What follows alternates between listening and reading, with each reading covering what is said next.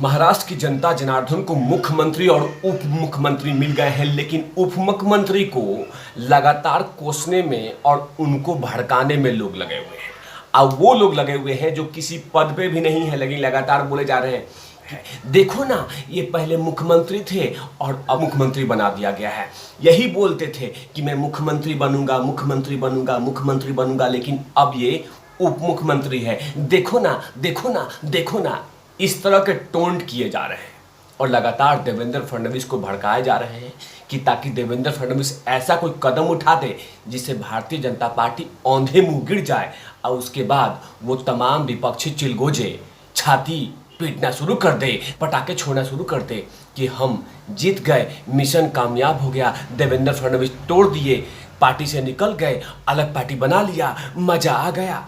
इस तरह का कॉन्सेप्ट, इस तरह के स्क्रिप्ट लिखे जा रहे हैं ताकि देवेंद्र फडणवीस के मोराल को डाउन किया जाए, उनको तोड़ा जाए, उनको अंदर ही अंदर खत्म किया जाए, ताकि वो कोई ऐसा कदम उठा दे जिसे भारतीय जनता पार्टी औंधे मुंह गिर जाए, ताकि ऐसा लगे कि देवेंद्र फडणवीस महाराष्ट्र में कोई अलग ही पार्टी बना ले।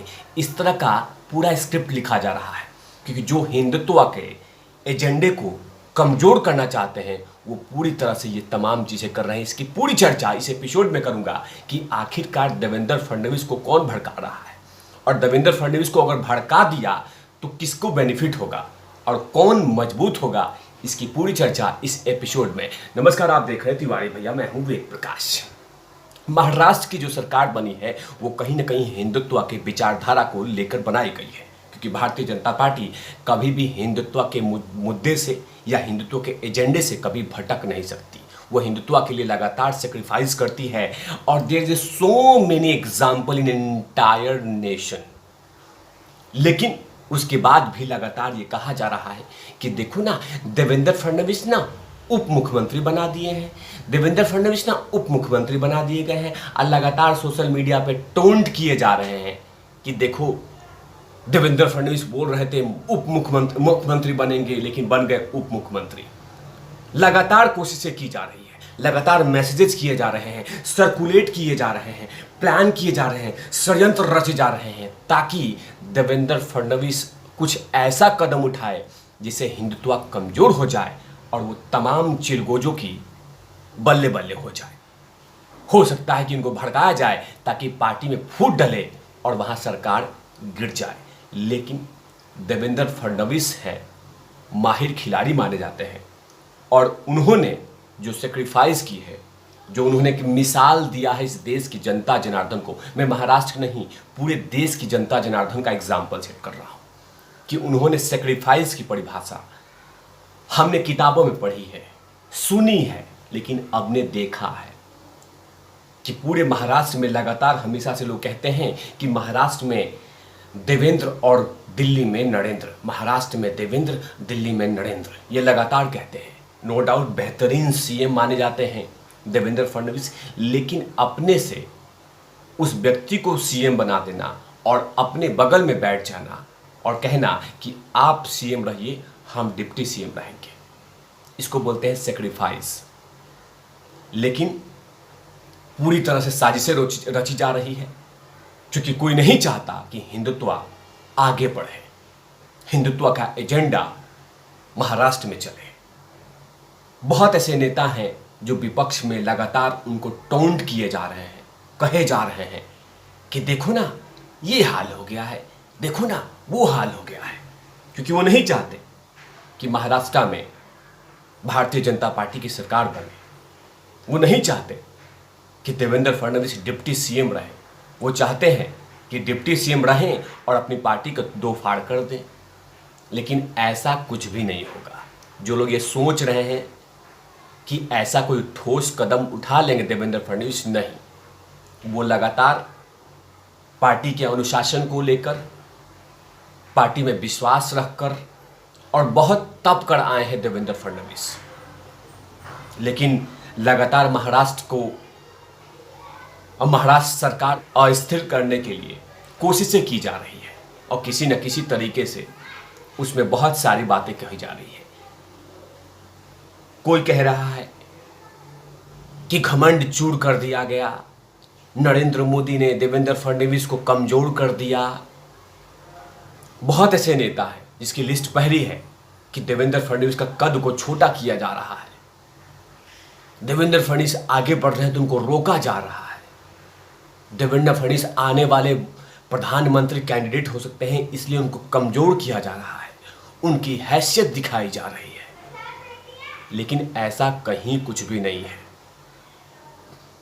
ये बताना था, ये दिखलाना था कि सेक्रीफाइस किए जा सकते हैं, ये संदेश दिया जाना चाहिए था और दिया भी गया भारतीय जनता पार्टी की तरफ से कि जो लोग ये कहते थे कि सत्ता के लिए भारतीय जनता पार्टी कुछ भी कर सकती है, सत्ता पाने के लिए कुछ भी बोल सकती है, सत्ता पाने के लिए कुछ भी कर सकती है, सरकार गिरा सकती है, एमएलए खरीद सकती है, 5 स्टार होटल में स्टे करा सकती है, चार्टर्ड प्लेन से भिजवा सकती है, कुछ भी कर सकती है। लेकिन वो संदेश दिया गया कि ऐसा कुछ भी नहीं है। सत्ता के लिए हमने महबूबा मुफ्ती से भी समझौता तोड़ दिया था। जब देखा कि राष्ट्रवाद पे चोट पहुंच रहा है, आर्मी पे सवाल उठ रहे हैं, उन सैनिकों को चोट पहुंचाई जा रही है, तो उसे सरकार को ठोकर मार दी भारतीय जनता पार्टी ने महबूबा के साथ। ये याद होगा सबको। और बहुत जगह पर सेक्रीफाइस की गई है। उसका जीता जागता उदाहरण बिहार में भी है कि नीतीश कुमार को मुख्यमंत्री बनाया गया है और वहाँ भारतीय जनता पार्टी के संख्या बल बड़ी होने के बावजूद भी भारतीय जनता पार्टी के डिप्टी सीएम है, ना कि मुख्यमंत्री। और लगातार मुख्यमंत्री को सम्मान भारतीय जनता पार्टी के नेता लगातार देते हैं, वो चाहे केंद्रीय नेता हो या चाहे वो छोटे मोटे बिहार के नेता हो।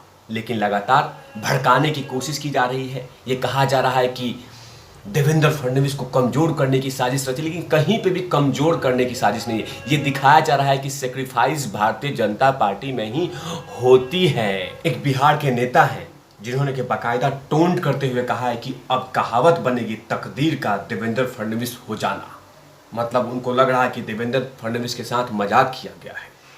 अभी देवेंद्र फडणवीस का उम्र ही क्या है, अभी वो बहुत कुछ कर सकते हैं। अब बहुत सारे नेताओं ने, भारतीय जनता पार्टी के नेता हों, चाहे शरद पवार साहब हो या बहुत ऐसे नेता हों, जो देवेंद्र फडणवीस के इस फैसले को और भारतीय जनता पार्टी के फैसले को सम्मान और सराह रहे हैं, सराहना दे रहे हैं कि सेक्रीफाइस इसको कहते हैं।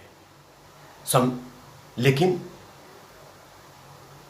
वो जान रहे हैं कि भारतीय जनता पार्टी अगर महाराष्ट्र में वापसी करती है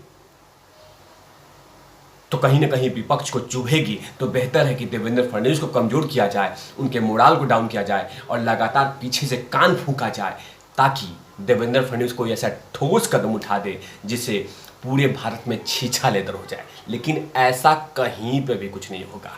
आप कितना भी बीन बजा लीजिए, लेकिन देवेंद्र फडणवीस को कोई फर्क नहीं पड़ेगा। देवेंद्र फडणवीस महाराष्ट्र की जनता जनार्दन की सेवा के लिए आए हैं और उन्होंने कहा है कि मैं सेवा के लिए आया हूँ। वो चाहे किसी भी पद पे हो, वो सम्मान और इज्जत बनी रहेगी, वो प्यार मिलता रहेगा। विपक्ष में थे तो भी वही सम्मान था, वही इज्जत था और वही रिस्पेक्ट था। लेकिन उप मुख्यमंत्री बनने के बाद लगातार चिढ़ाया जा रहा है कि देखो, छोटे से मंत्री को, छोटे से नेता को मंत्री बना दिया, मुख्यमंत्री बना दिया गया और तुम्हें उप मुख्यमंत्री बना दिया गया। ऐसे बहुत सी कोशिशें की जा रही है, लेकिन ये सारी कोशिशें नाकाम रहेगी।